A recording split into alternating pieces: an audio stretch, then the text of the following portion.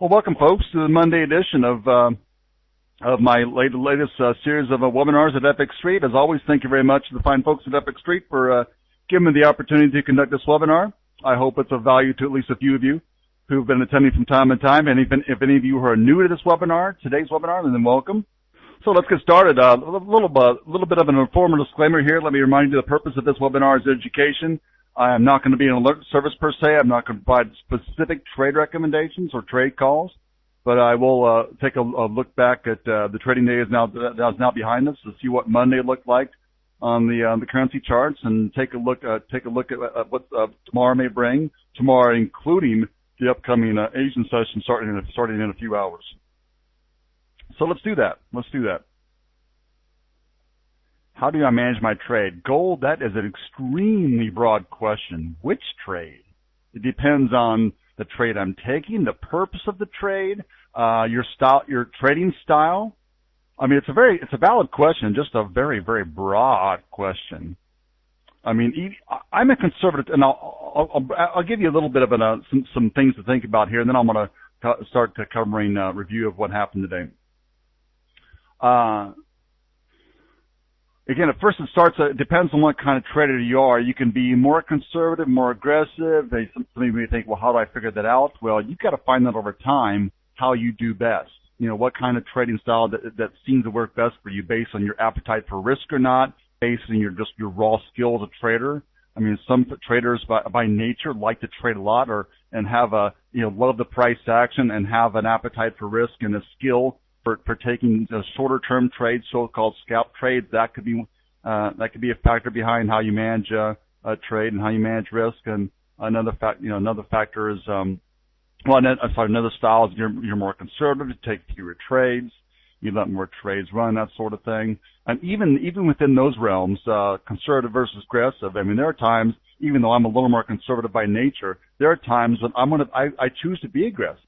You know, if things are aligned right, and if I have technicals and fundamentals aligned in a way that I feel the opportunity to be more aggressive, then I will do so. And I know some more aggressive traders at boot camp, at least one or two coaches at boot camp and other traders at boot camp who are by nature a little more aggressive than I am, but may, in some conditions or some situations may choose to be more conservative. And so again, then within those realms of are you conservative, are you aggressive?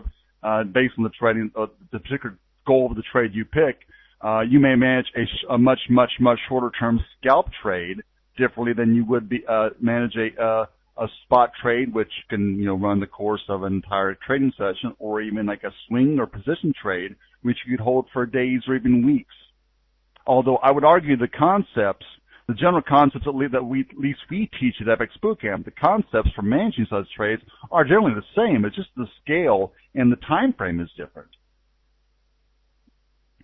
So honestly, gold, I could spend the next 40 minutes talking about that topic and well beyond that, specific examples and such, but I want to keep on topic here. So let's look at what's happening today. Well, one of the things we talked about during the part of my coaching session, we started a little more than 7 hours ago. Believe it or not, we talked about opportunities to short a euro. Imagine that, right? Shorting the euro. What a concept. I'm going to take us to the euro-yen charts. I'm looking at the hourly chart here, and you see this downward sloping bright red line? That's the hourly 21 EMA. Now, some traders won't use an hourly 21 like we standardize on at FX Bootcamp. Some prefer instead like a 20 moving average. So a 20 EMA rather than 21, but we've seen plenty of times on plenty of currency pairs or over countless trading sessions that a 21 EMA can be a source in this context of dynamic resistance. In this case, we have. Let me show you let's pick an hourly. Actually, let me pick the daily chart here. I'm going to switch this daily chart to now. I want to show you a chart without the pivot points. So here's an hourly chart without pivot points, and when you have a case like this, let me adjust this chart, turn off auto scroll. So here's what we were facing in the early part of my coaching session today. I'm going to draw a horizontal line at the 103 psychological level. There we go, something like that. Notice the bounce. Let me get my let me adjust this chart so you can see the x-axis scale, that being times and dates. Notice the bounce on Friday, and I'll highlight that bounce with a little red arrow. The bounce on Friday almost looks like almost to the pip. A bounce at 103 is psychological level. Makes sense, right? Psychological level, nice round numbers. Many major currency pairs, certainly the yen crosses are one of them, tend to respect psychological levels. So we got a bounce at 103 on Friday, and we tinkered with 103 area in early Asian session trading today, but eventually broke below it. So, simple example here. What was support last Friday arguably became resistance. Now, you could say, well, Curt, we didn't quite hit 103. Yeah, you're right, we didn't. Well, as many of you already know, if you've been attending these webinars recently, I consider such a level like that not a level per se, but a psychological zone, a zone in this case of prospective resistance after being a zone of support. So I just use euro yen as an example, and I've seen this on many other major currency pairs, euro USD, even some British pound pairs and such.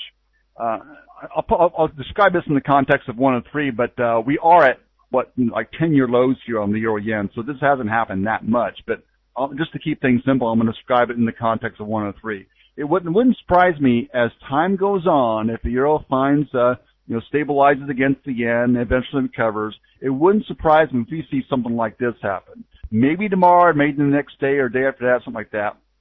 The euro yen retests the 103 area. Now maybe just like it did earlier today, maybe it doesn't quite hit 103. Instead, it turns from up to down at about like 102.90, 102.95. And then maybe next week, and again, this is not a forecast, it's just giving you some examples of how price action can work around something like a psychological level. Maybe next week, it's above 103. Maybe it reaches 103.50, even 104, and then drops back down to the 103 area. Well, during that time next week, if it does that, what could happen is it could drop to a level like 103, 103.10, 103.5, and then turn up. So my point is this: do not treat these psychological levels as specific price levels that have to be retested. They do not. It's more of a cushy zone of prior support. In this case, prior support, which then could become resistance, which it did. And you also so what you had here was an overlap of a role reversal. Again, what was support last Friday could become resistance, also a source of dynamic resistance, sort of a moving ceiling for price in the form of the hourly 21 EMA here. And some of you may have noticed, you could throw in a trend line there as well. We didn't quite reach the trend line if you drew trend line based on wicks. If you do the trend line based on blending the wicks with the real buys of candles, the trend line going back to last Thursday's high, we were near a trend line there as well. So there's arguably a trend line play there, but that was a complementary factor, if anything. So that was the trade we talked about in the early part of my, I just deleted the horizontal line at 103. Let me put that back on again.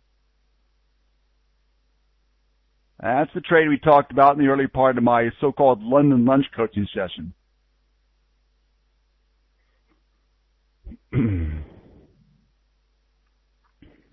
And there was a case for holding that trade, by the way. Let me get this chart back to daily. Rearrange my charts again. Reactivate the auto scroll. And there we go. Now, there was a somewhat similar setup on the Euro USD, but I wanted to focus on the Euro Yen for the first trade that came together before today's New York session open. The second trade I want to talk about is based on the Euro USD, so let's get to that. Gold, you think that, so the Japanese finance minister is too young to tell the Bank of Japan to do something, huh? Well, we'll see. We can talk about that later.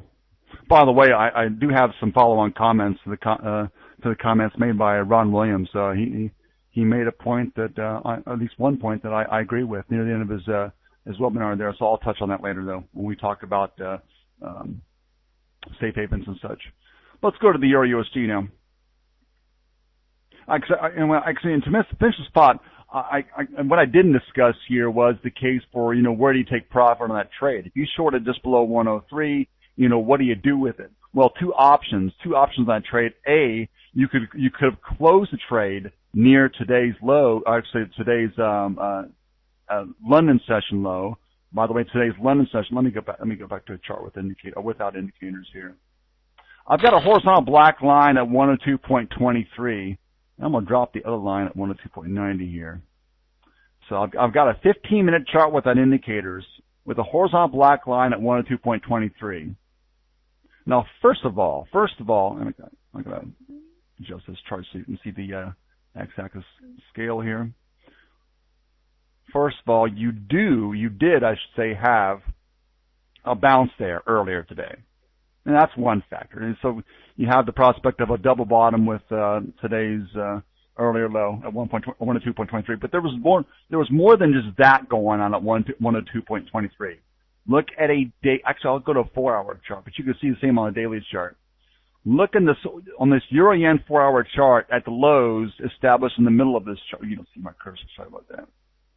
The lows in the middle of this chart, which I'll highlight those with a couple of upper pointing red arrows. The September 22nd and 23rd lows almost to the pip at 102.23. You can round up and call it 102.25. So does anyone see that? I hope I'm not the only one who sees that. Kind of a quiet crowd here. Hello. Couple lows established late last month around 102.23. Bingo. Go back to the 15-minute chart. So when the Euro Yen, and by the way, it's short for the Euro Yen, it was right up here, just below 103, the psychological level of the Euro Yen again tapped that hourly 21 EMA. So your entry was around, 102.90-ish, give or take a few pips. You could have held that to 102.23 and either taken profit there. There's multiple options. We discussed this in my live coaching session before, by session into 9 a.m. New York time. You could have either taken profit at 102.23, again, to take a couple of pips, logical profit target, close the entire trade there. That's option A. Option B, let it run in the hopes that U.S. news works in your favor. Option C, scale. You close a portion, maybe the half of your position at that initial prospective target, and let the rest run. Let the rest run at either break even, or you lock in some profit, like 15 or 20 pips as an example, and let it run. And you see the reaction, an initial jump up and then a drop down. I'll talk about that a little bit in the context of the Euro USD. But this price action, which played out in the second half of the New York morning session today, that was in response to kind of an extended response to U.S. news. But I'll get into that in a moment. So anyway, those are the options for the Euro Yen trade. Now let's get to the Euro USD.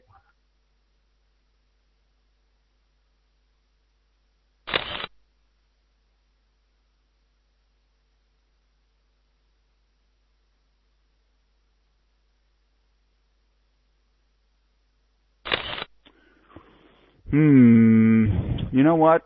I'm probably going to go to a different view because I have a different view which shows another chart, which I want to involve in this discussion. By the way, the 30-year T-bond now below 2.8%. Wow. So I'm going to focus on a couple of charts here.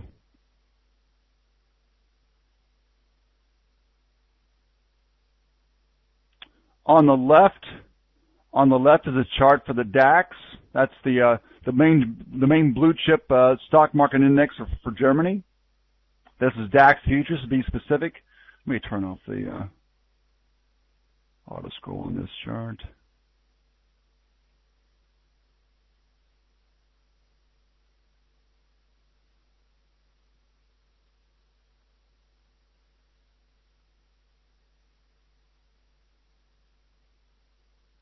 Okay, here's what I want to show you right here. So DAX futures, 15-minute chart, as it looked a little before the release of today's U.S. ISM Manufacturing Index. This shows price action going back to last Thursday. So let's do the same for the Euro USD. Set it up before the U.S. news was released.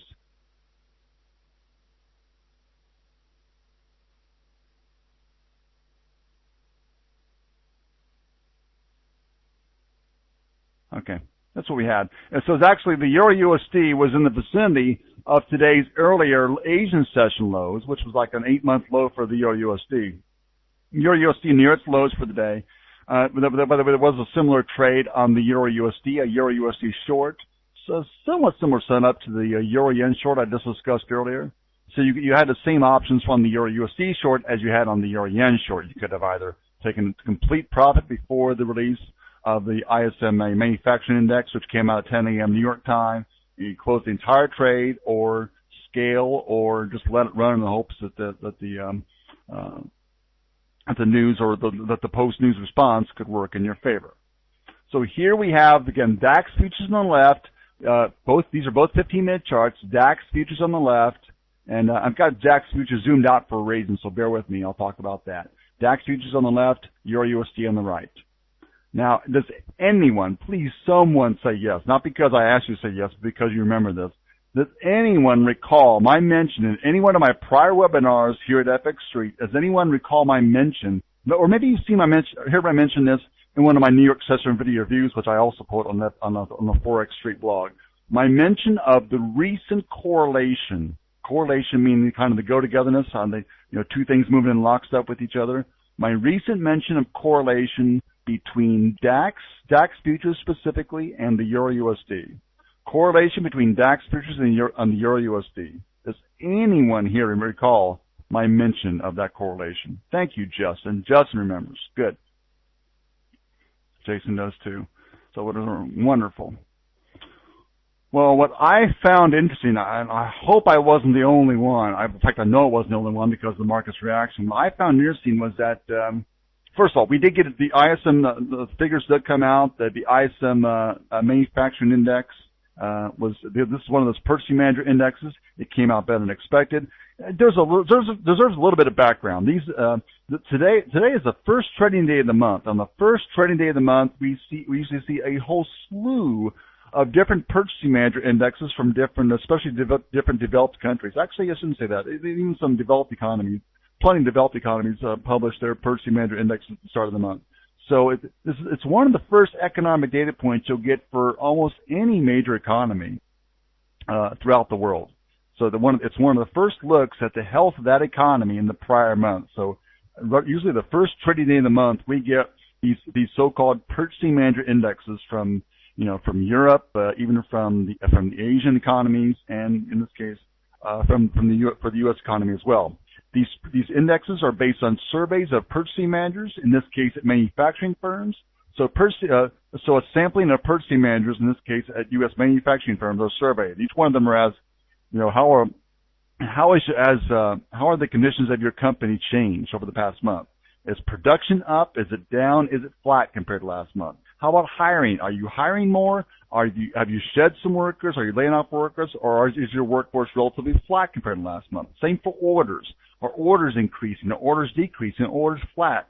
So, and inventory, same thing. So these purchasing managers are asked, they arguably have a decent view, a broad view, kind of a high-level view of the entire organization. And so these surveys are presented to these purchasing managers, and these purchasing managers ask these kind of questions. I mean, simple questions. It's a so-called diffusion index because it's not a specific, it's not a very distinct number per se. It's more of a categorical response that these purchasing managers provide to these surveyors, like the Institute for Supply Management, which compiles the Purchasing Manager Index for the U.S. economy. So this Institute for Supply Management, or ISM, surveys the purchasing managers at these various U.S. manufacturers, and they roll all these numbers together, they roll all the responses together, and they come up with a single index, and also what's called sub-index. So you have a main index, and it's kind of compiled or built up from some so-called sub-indexes, so smaller index. The main index It's all the numbers rolling into one, all the responses rolling into one, baseline of 50. So numbers above 50 suggest expansion of the sector being measured, in this case the manufacturing sector in the U.S. Numbers below 50, and especially when the trend of the number of the ISM PMI numbers in recent months is down, numbers below 50 suggest contraction. The sector being measured, in this case U.S. manufacturing, is shrinking. So numbers above 50 expansion still, numbers below 50 contraction. Well, we got today's headline number, the main number, the number that just encompasses the entire manufacturing sector and all its little components like employment or orders, production, inventories, all that stuff. The main number was higher than 50 and higher than expected. Higher than 50, higher than expected. Such numbers, such U.S. economic numbers, signs that the U.S. economy, maybe at least the manufacturing sector, signs that the U.S. manufacturing sector is at least a little bit better than expected. Such figures have been known in the past to spark a so-called risk-on mood in the market, a risk-on mood. And some of you probably heard me, either me and or other currency analysts or so-called experts or coaches talk about this. Risk-on mood, we typically see something like yen weakness, even dollar weakness. And risk-off mood, when the mood is risk-off in financial markets, we see some combination of dollar strength and yen strength, and I'll talk about the safe havens and as did Ron Williams before me in a little bit. So the initial reaction to the U.S. news was actually a bit risk-on. Dollar was weak, and even DAX futures went up. But, here's the point I made even before the news came out. Yeah, Dan, I agree. Dan mentions a similar relationship between NASDAQ and Euro USD. Dan, Dan, once you see what I'm about to show you, you may take a second look at something else besides NASDAQ. I don't disagree with the NASDAQ relationship with Euro USD, but let me just go on with this. So the initial response to the news was Euro USD up, dollar weakness. Multiple equity futures markets like DAX futures, for example, went up. Here's what I told the live class at FX Bootcamp minutes after the news came out. Let me advance this DAX future chart forward in time. Actually, it's going to be kind of hard to see this candle, so I'm going to expand this DAX futures chart and zoom in on this.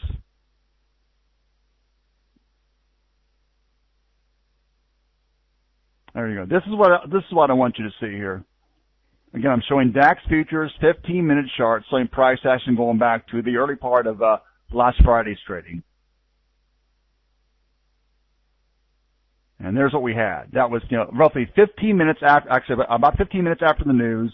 There's what we did. DAX futures rose in response to the U.S. news. Not uncommon for European equities to rise in kind of in sympathy, if you will, with U.S. equities. And look what we hit. Look what we hit. We'll draw a line there. In fact, I'm going to make that line blue instead of the yellow, which I just cast on there. We hit last Friday's lows on the DAX. Is anyone familiar with the concept of role reversal? I just mentioned that earlier in the context of the euro-yen, saying that these sorts of concepts also apply to the financial markets, including equity futures. Let me make the point here with a couple of red arrows.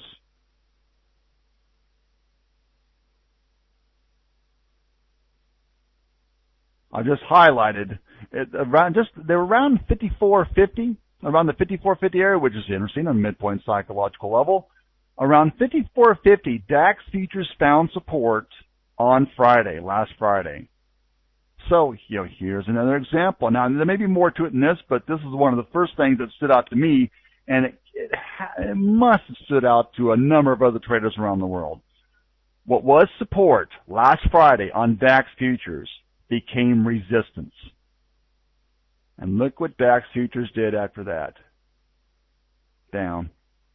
Now we eventually, it took a while, but we had to eventually make new lows. In fact, we're testing last Friday's lows as I speak.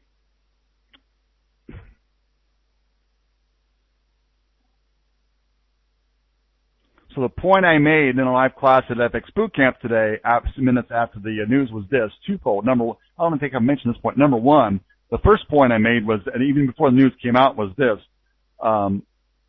There was market's response, specifically the currency market's response to U.S. news, has been very tame of late. In other words, it's been a while. I'm talking about even on the NFP reports. It's been quite a while. In fact, it's been increasingly common much of this year, time after time, in response to U.S. news reports. It's increasingly common to see no sustained reaction to U.S. news. In other words, if you look at the initial reaction to U.S. news and compare it with the ultimate reaction over the course of like an hour or two after the U.S. news is released, the initial reaction it's been so common for the initial reaction to be opposite to the eventual reaction, if we do get an eventual opposite reaction to U.S. news. So the way I described it before today's U.S. ISM manufacturing index came out is that it's been increasingly rare this year for the market to show, the currency market specifically, to produce a sustained reaction, meaning, once you get like a rise on the Euro-USD in response to U.S. news, major U.S. news like this, the U.S. ISM, it's been very, very rare for that reaction to continue. Very rare, very rare. Now, you can make a number of different arguments why. If you want a simple argument, it's probably an incomplete argument, but the simple way to put it, and I described this also in the live class as a short trade on the euros coming together, was what I described was this. If you want to boil it down, you can probably boil down the global economy to three major economies. Anyone care to, how about a little class participation for a change? By the way, I appreciate everyone who's made a comment here when I asked the question just a few minutes ago. But how about a little class participation now? Who can name for me, I'll give you the answers I'm looking for. Two are countries, one is a continent. Two are countries, one is a continent. If you could summarize the global economy for me with two countries and one continent, how would you describe it? Give me two countries and one continent, which would sort of sum up the global economy and was arguably sum up the markets, not just the moving currency markets, but the moving actually many financial markets. Erwin, you're close. You're close. I agree with the U.S. and the European and the Euro, Europe. So U.S. and Europe, I'll give you that. Yes, Justin's got it. Justin's got it. At least my view. The European Union, the U.S., and China. I'm not saying Japan doesn't matter at all. What I am saying is that Japan has increasingly mattered less. And right or wrong, it's mattered less in terms of the financial markets. So yes, if you want to boil down to today, or the past several months, or actually even a couple of years or so, if you want to boil it down to what are the markets, what are the economies that the financial markets pay the most attention to, it's those. The U.S., the Eurozone, and China. And when it comes to U.S. news, I described it this way at FX Bootcamp. What I said was something like this.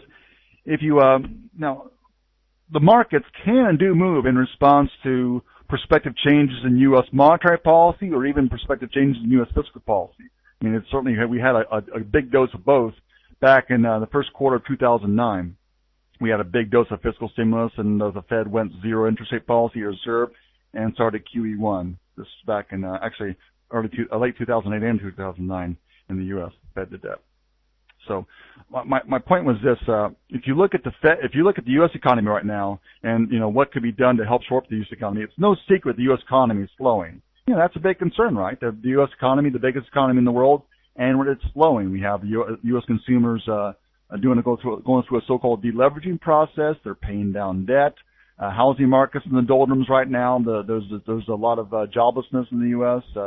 Joblessness levels are remaining elevated. There's not enough net new creation of jobs. So now what do you do with that? What do the authorities do with that? Well, you've had the Federal Reserve make a move just a couple weeks ago to incorporate what I discussed in one of my recent webinars called Operation Twist. Operation Twist is the Fed essentially swapping its shorter denomination Treasury securities for longer denomination Treasury securities. It's going to take it's going to dump up to in the next few months $400 billion worth of shorter-term Treasury securities in under 3 years in duration, and acquire durations of 6 years and higher. So Operation Twist is intended to bring down longer-term rates. The debate is, how much of a meaningful effect will it have? Well, I'm not going to debate that here. It's valid debate, though. So my point is this: that move by the Fed was just made recently. And if you look at the fiscal side, that's monetary policy. What the Fed does is deemed monetary policy. The fiscal policy side, the question there is, what could, say, the U.S. government do? Could the U.S. government provide some fiscal stimulus, spend some money to maybe fund something like, infrastructure projects or whatever? Well, as many of you already know, that the appetite for fiscal stimulus isn't quite there right now. There's so-called gridlock in Congress. We had a whole mess here in the U.S. just to get Congress to agree to raising the debt ceiling. It was real debacle, and there was a lot of more than a few angry not only U.S. citizens but folks in Washington D.C. as well about how that went. So the appetite for fiscal stimulus seemingly not there. So it leaves the Fed, and of course the Fed has made a move. So in terms of the prospects for new policy, be it monetary or fiscal policy in the U.S., it isn't there. It certainly isn't there in the near and medium term. So that leaves, in terms of some of the unknowns in the market, in terms of what things could change. That leaves Europe and China. The question with China is one of the main questions with China is how hard of a landing could China see? We certainly see signs of things are slowing down in China. The question of people, the investors and traders and analysts and economists are trying to answer is China going to see a soft landing or hard landing? It remains to be seen. But the focus, but given those things, given some of the answers at least provided for now by the Fed, and the lack of any meaningful change in policy from Washington D.C. via Congress or the Obama administration, and of course until some questions are answered in China about how much China may slow. Of course, the answer about China, how much it may slow, may be dictated by what Europe does. Folks, remember, China's the biggest destination for China exports is Europe. Many think it's the U.S., but it's actually Europe. So a lot of this points to Europe. Hence my discussions last month actually was in August, when I mentioned this in a couple of New York Session video reviews. Watch Europe. I've said this on blue in the face. Watch Europe. So when it comes to where I'm going with this is, increasingly over the course of this year, when it comes to U.S. news, the market, right or wrong, this has moved less to U.S. news because, again, right or wrong, the traders are putting more focus on the situation in Europe.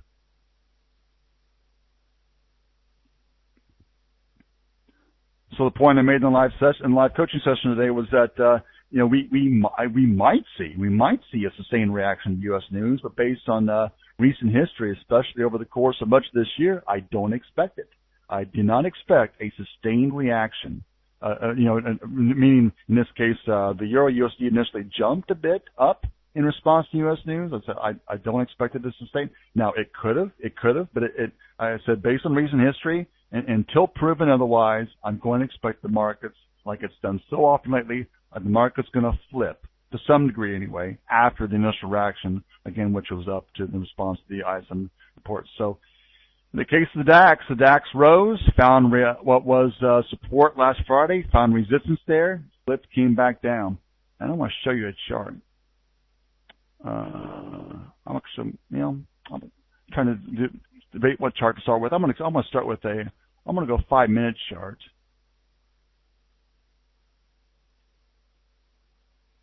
And we're going to show so there's the move on the DAX. The DAX rose again, touched last Friday's lows almost to the basis point, and then dropped. Now let's overlay on this chart. I'm going to remove that label here for the DAX. I'm going to overlay on this chart a 5-minute chart for the Euro USD, that is.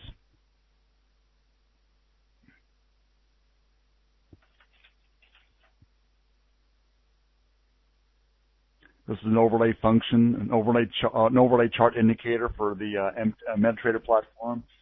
Just do a Google search on this. You can find it just about anywhere, at least just about anywhere that provides custom indicators for the MT4 platform.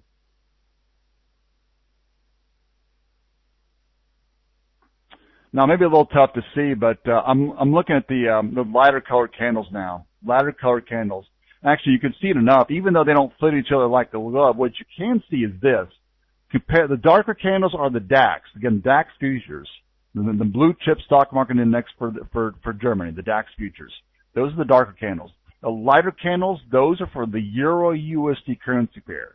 And even before the U.S. news came out and the Euro jumped and the DAX futures jumped as well, even before that, these two, DAX futures and the Euro USD, were moving in lockstep fashion. They're pretty closely mimicking each other's moves. While DAX futures rose, again, tested last Friday's lows, and then dropped. And the Euro USD at virtually the same time, on the same 5-minute candle, dropped as well. In fact, let me zoom in on this chart a little more so you can see the actual drop.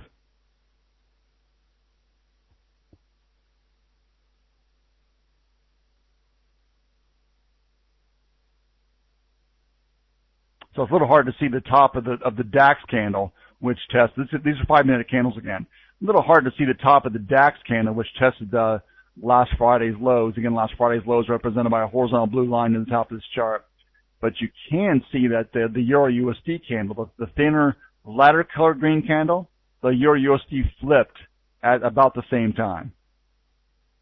Now, you can make a case, and rightfully so, for that the Euro USD, by some measures, I think there was a moving average in near there on one of the time frames for the Euro USD, that you can make a case that the Euro had hit its own prospective source of resistance. But what I found interesting is that that DAX futures flipped almost to the basis point, exactly where you would expect DAX futures to flip if role reversal were to come into play, and the Euro USD did virtually the same thing at virtually the same time.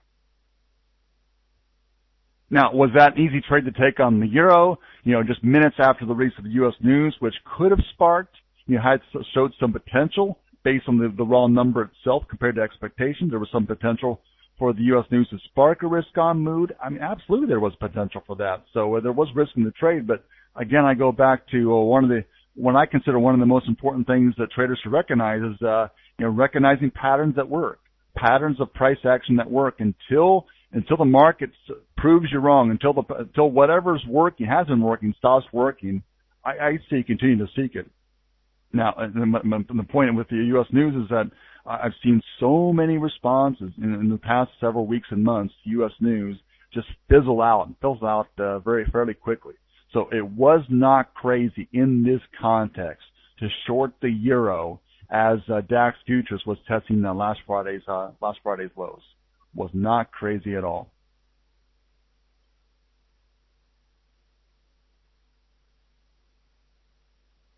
So let's go to the Euro charts, see where that went. By the way, FX Read, I have no idea how much time I have left. I didn't keep track of when I started, so I can run to the top of the hour if that's okay. But whatever. If my end time is nearing, let me know that too. I'm kind of wrapping up with this, and I'll make a couple of comments here at the end about news coming up over the next 24 hours, which could be interesting.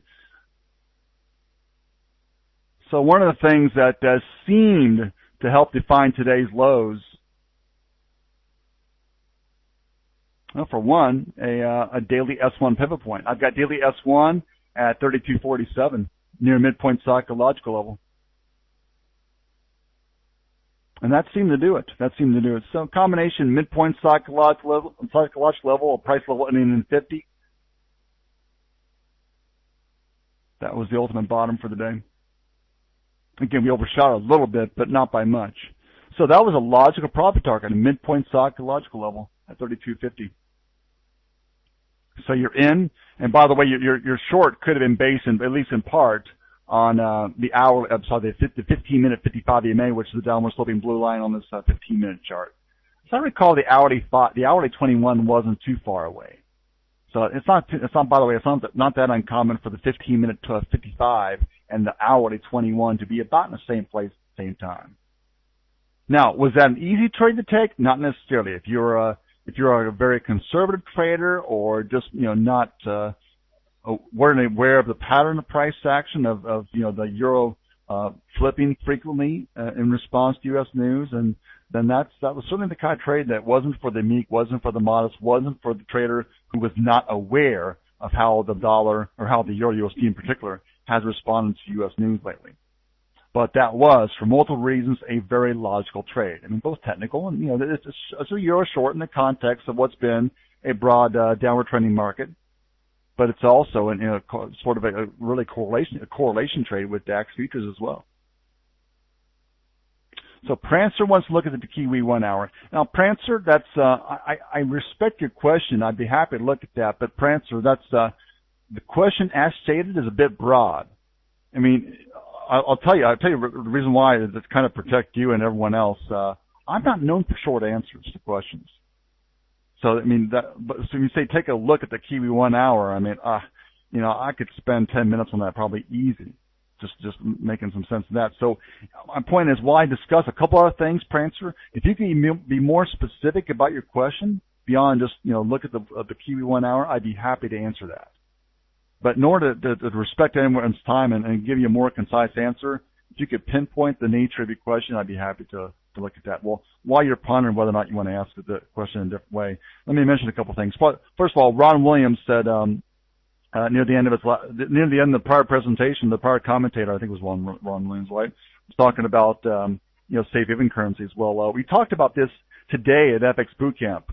One of the things we talked about during my coaching session was it was actually something I said. Let me go to the Euro Swissy here. Give you some context for this.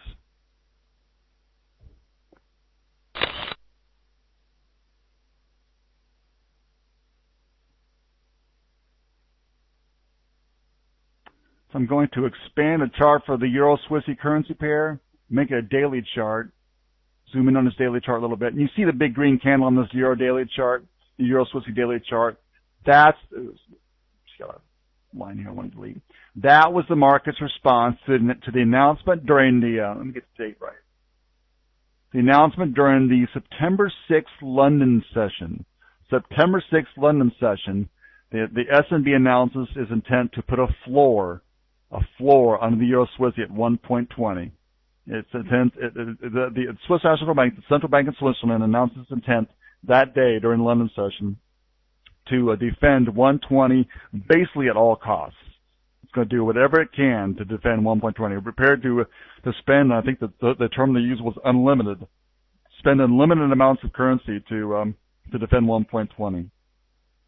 Well, when I first took my charts from our London session coach, Christian Stevens, that day, the first thing I said was, that move by the S&B appears to be one whereby we've just eliminated, at least potentially for quite a while, we've eliminated one more prospective safe haven currency. I mean, the traditional safe haven currencies that have been in play over the course of this year. So when investors and traders are spooked or are scared or concerned about the health of the different economies like the Eurozone, like the U.S., maybe even like China and such, when investors or traders are scared, they take money out of riskier assets such as equities, such as stocks, and put them into more conservative assets such as government bonds. And also, you see money flow into more conservative or traditional safe haven currencies such as the U.S. dollar, Japanese yen, and the Swiss franc. Those have been three,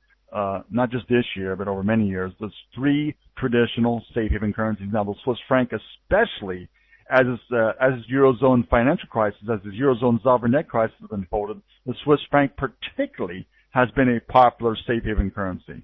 Even before the Japanese yen and the dollar at times earlier this year, the Swiss franc would actually gain strength before even the yen would, and even the yen before the dollar would in some cases.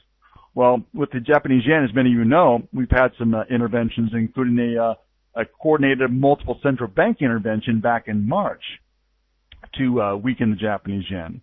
And of course, there's this ever-present threat of Japan doing some other form of intervention in the future. So, that's been hanging over the market, the prospect of future intervention by the Ministry of Finance in Japan.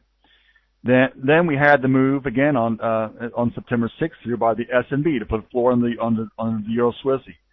That's what at least led me to conclude that in terms of the currency market, in terms of major currencies, the only safe haven that appeared to be left was the dollar. That's what I said that day, and that's generally, it seems like it's been the case ever since. we've had our moments when the Japanese yen has been firm, and even at small doses of Swiss franc strength at times. But the dollar seems to be where it's at when it comes to safe havens, at least these days.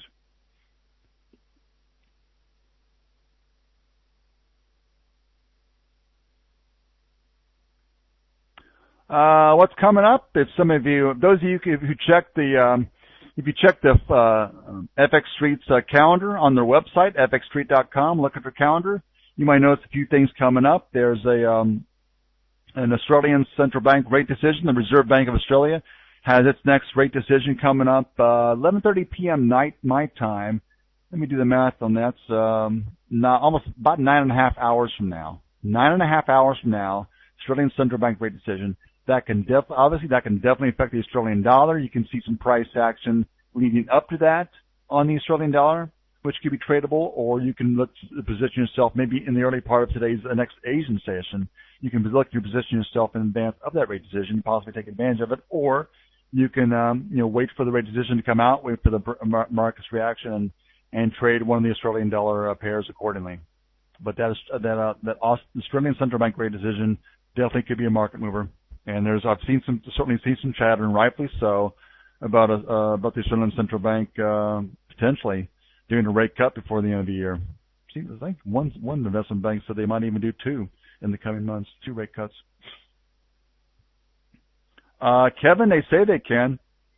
I mean, I think that's a stretch to say that unlimited is a strong word. Kevin, my interpretation is the Swiss National Bank probably felt compelled to use strong language to show a firm commitment in order to put a stop to the Swiss franc's appreciation.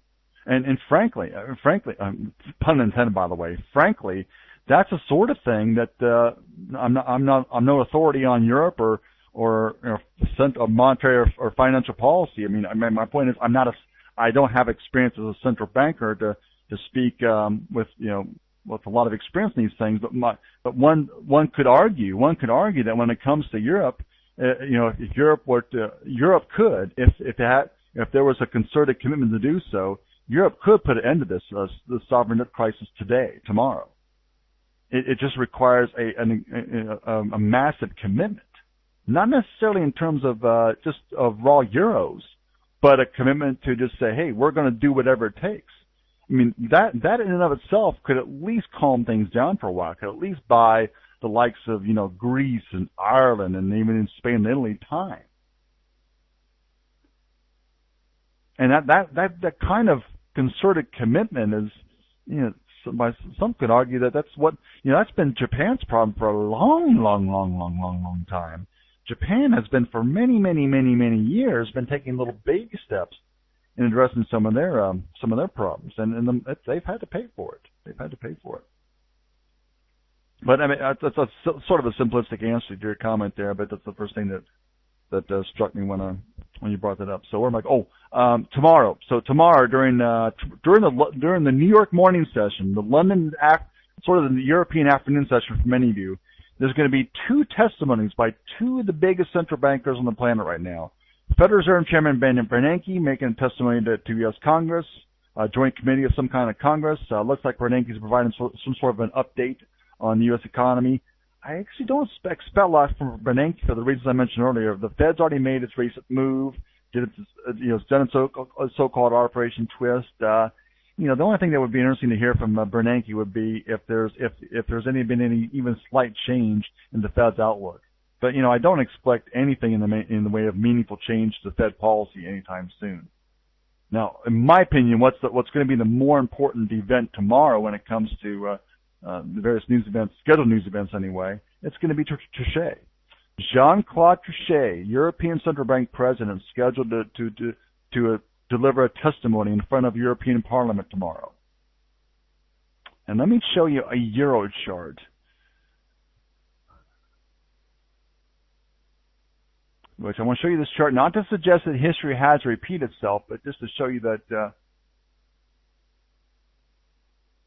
an event like this, Trichet speaking in the European Parliament, can make a difference. Yeah, Kevin, I'm glad to see that I'm not the only one who thinks so. Okay, there's a lot of lines in this chart. Ignore the lines in the middle of this chart. I'm focusing on one thing. And you see my cursor right next to it. I have my cursor, I have my red and blue cursor positioned next to a big green candle. Just about, actually not just about, it is the biggest, this is a weekly chart, by the way. This is the biggest weekly green candle on the entire chart. This goes back to early 2010. It was that week, the week of that big green candle. That's the week. Now, this wasn't arguably the only reason why the euro rose this week, but what happened that week, I remember this. I believe it was a Tuesday. Might have been Wednesday, but I'm pretty sure it was a Tuesday. On Tuesday of that week, the second week of January, Jean-Claude Trichet delivered a similar testimony to the European Parliament, and he made references that day to Eurozone inflation. First reference he had made to inflation in the Eurozone and concerns about it rising in quite a while. And that started, as you can now see, that started a multi-week run of Euro strength. And that run ended only when, a combination of two things occurred. Number one, when European Central Bank started sounding less hawkish, started sounding less inclined to raise rates up very quickly. And then we had the Greek, and really the broader Eurozone sovereign debt crisis kind of rear its ugly head again. No, I meant the chart. This chart goes back to, I was saying late 2009, early 2010. That's what the chart goes back to. So the left-hand part of this chart starts in early 2010. Now, the dilemma for the European Central Bank, Kevin, I don't know what your thoughts are about this. And by the way, I'm not trying to dodge the question or dodge the issue and seek I'm trying to get you guys to think. That's why I ask these questions. I do this in my live class every day. Has anyone thought about the pickle? And by the way, this is American terms. I got to be careful. Maybe this is interpreted the wrong way by folks in other parts of the world like Europe or whatever. But as we Americans would put it in my part of the world, the ECB seems to be in a bit of a pickle. ECB seems to be in a bit of a pickle. Has anyone noticed the latest Eurozone inflation numbers? I believe the last week's the numbers revealed last week for the latest measures of Eurozone inflation. I believe we have a 3% year-over-year change for the latest measure of Eurozone inflation. Folks, the ECB's target for Eurozone inflation, just below but near 2%. So ECB target for Eurozone inflation, just below but near 2%, and latest measure of Eurozone inflation, about 3%. And a notable jump from the prior measure of inflation, which came out the month before. So this is a dilemma. As I see it, it's a bit of a dilemma for the ECB. Not just a bit. It is a dilemma for the ECB. On the one hand, you have a banking system, a Eurozone banking system that arguably needs more support, more liquidity. I'm sure plenty would love to see the ECB get back and get more into the bond buying business. And yet you have measures of inflation that are at multi-month year highs.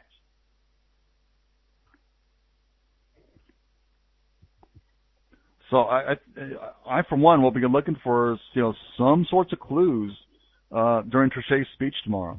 Now we have an ECB rate decision coming up Thursday, and by the way, it's Trichet's last Euro ECB Governing Council meeting and press conference as president of the ECB. Mario Draghi, former central banker from Italy, is going to step in for Trichet at the start of next month. So there's going to be more than a few eyes on what Trichet has to say, not only what the ECB will do on Thursday with the rate decision, and of course what Trichet will say on Thursday, but I expect a few eyes and ears to be on the ground to see what Trichet has to say tomorrow. There might be some clues even tomorrow to what, or even if Trichet isn't obvious about or explicit about, I'm sure the market's going to try to decipher Trichet's commentary and figure out in advance what ECB will do on Thursday. So if you're looking for a focus tomorrow, and then there's more than one focus, you have the Australian Central Bank decision and some other, I think, second or third tier reports coming up. But if you're looking for a focus point tomorrow, I would guess it's going to be Trichet's testimony to European Parliament. Now, how do you trade that? I don't have much time to cover that. I'm already running past my time, and apologies to everyone here, including the folks at FX Street for that. But I can put it simply: you can either speculate what Trichet might say.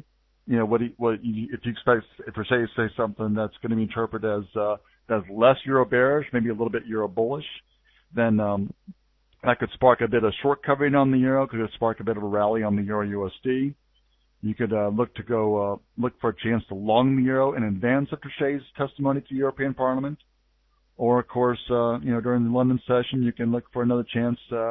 Especially given the recent trend in the euro, you can look for another chance to short the euro and hope that Trichet at least doesn't sound too hawkish, and maybe Trichet says something to make references to, some of these renewed weaknesses, renewed stresses in the Eurozone banking system, and yada yada yada. He may drop some hints, albeit subtle ones, about maybe some more liquidity the ECB might provide. One of the things the ECB could do is, I'm not saying they should, or I'm not saying they have to, or that I believe they will. But there's other measures besides simply lowering rates that the ECB has been known to do in the past to support the Eurozone banking system. So I'll be looking tomorrow as to what references will Trichet make to inflation tomorrow. How hawkish will he sound? How concerned will he sound about inflation?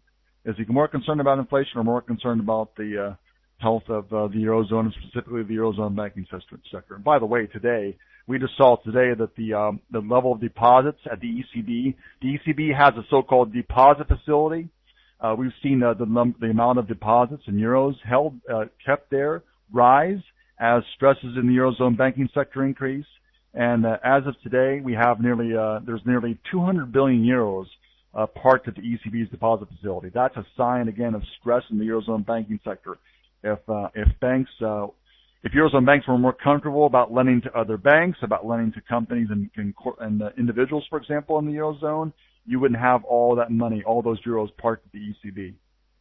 And by the way, that nearly 200 billion parked at the ECB's deposit facility, the highest since July of last year.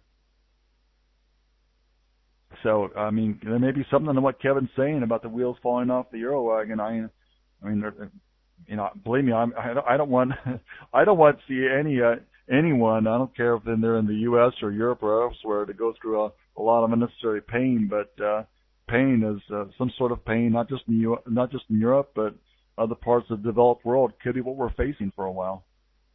And right or wrong, we know that I've been talking about this recently, that the markets have really loaded up. If you look at the futures and options market, if you look at positioning from the CFTC's Commitment of Traders report, speculators, specifically hedge funds, have really loaded up on euro shorts.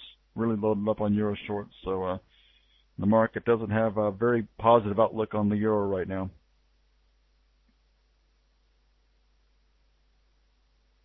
And I've definitely run past my time, but I hope my time's been well spent. I hope I've at least shed some light on at least some things for some of you, or at least give you something to think about.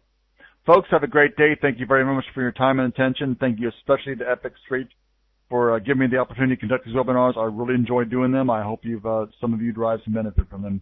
Cheers. I will see you at about the same time. Hopefully start on time tomorrow, but next 2 days, same time. We start at 1 p.m. New York time tomorrow, 1 p.m. New York time Wednesday, and then we have another webinar, I presume. FX Street, tell me if I'm wrong, but I'll do another my fourth webinar of the week starting Thursday, New York time, 8 p.m.